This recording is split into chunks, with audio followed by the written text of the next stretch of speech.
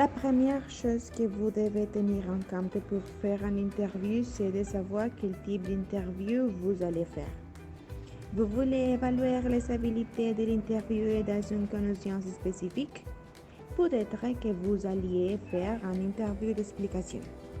Est-ce que vous voulez mieux connaître la personnalité de l'interviewé? Ce que vous cherchez, c'est un interview portrait, etc.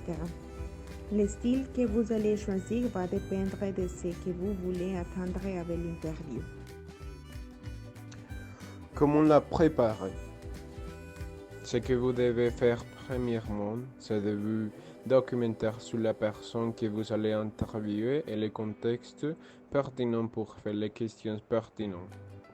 Vous devez prendre contact avec l'interviewé. De cette manière, vous allez laisser clair ce que vous attendez avec l'interview. Quand vous alliez préparer votre questionnaire, vous devez tenir en compte le pas suivant.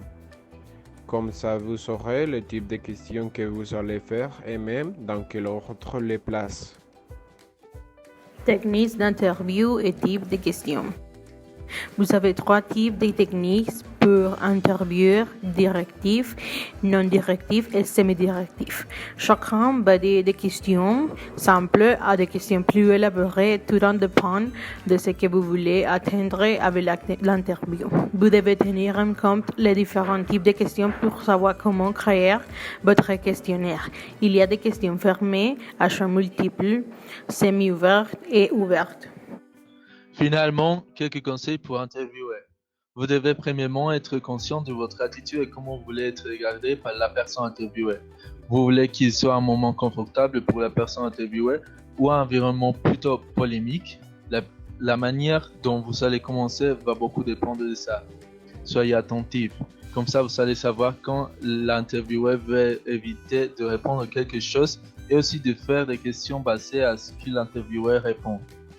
S'il y a une chose que vous voulez savoir rapidement de l'interviewé, vous pouvez mettre les questions par ordre décroissant, c'est-à-dire les plus importantes premières.